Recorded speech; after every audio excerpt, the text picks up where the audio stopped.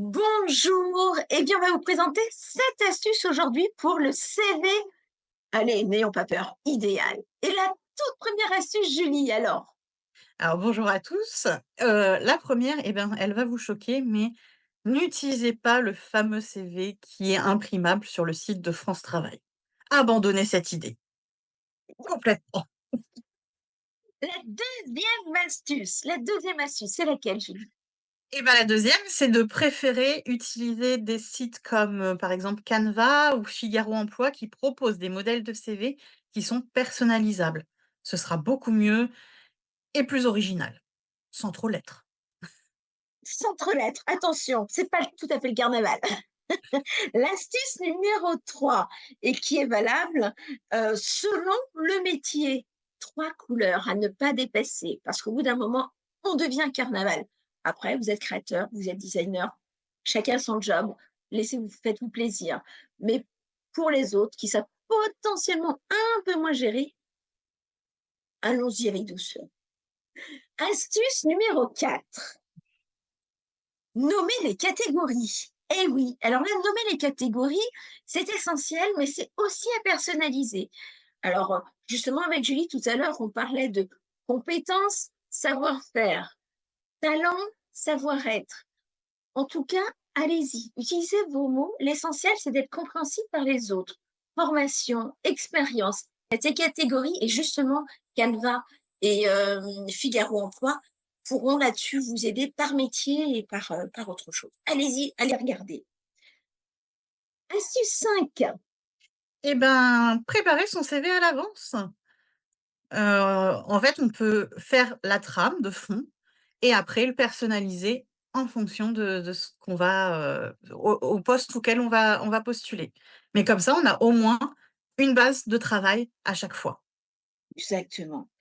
Et alors, ce que tu me disais aussi sur le 5, c'est être concis. Oui, n'hésitez pas à utiliser que des mots-clés, hem, surtout sur vos compétences, votre savoir-faire, votre savoir-être.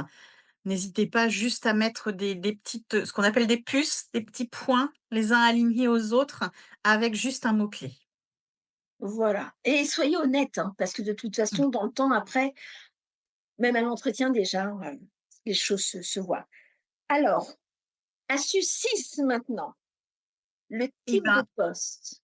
oui, il faut et ben, du coup, on personnalise son CV quand on l'envoie, quand on répond à une offre. On réécrit exactement l'intitulé du titre du poste. On met en avant les compétences qui sont mises dans l'offre pour essayer de maximiser sa chance d'être sélectionné pour un entretien. Exactement. Vous êtes là pour ça, hein, pour montrer le vrai de chez vous, mais le meilleur du vrai de chez vous. Et d'ailleurs, chose qu'on n'a pas dit aussi, les loisirs, ne passez pas à côté. On l'avait dit sur la précédente vidéo, mais ne passez pas à côté, c'est extrêmement utile et ça peut vous montrer des talents ou des compétences que vous ne maîtrisez pas, que vous n'utilisez pas dans le travail à proprement parler. Astuce 7, la toute dernière astuce. D'ailleurs, c'est plutôt comme ça, 7. Et ben, l'astuce, c'est de parfois préparer plusieurs CV, pour, l'adapter à l'entreprise, mais aussi en fonction de ce que auquel poste vous postulez. N'hésitez pas, pour ceux qui ne savent pas trop et qui postulent dans différents domaines, d'en faire plusieurs et de choisir après lequel ira le mieux dans ce que vous cherchez. Et ben voilà, les 7 astuces clés pour un super CV. Et on est toujours disponible, on est disponible avec plaisir. Alors, mais il faut prendre rendez-vous à l'avance parce qu'on est un petit peu chargé, hein, quand même.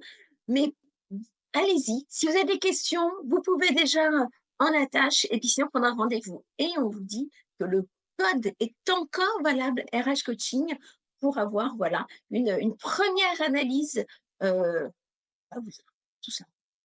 À très bientôt. À Ciao, ciao. bientôt. Au revoir.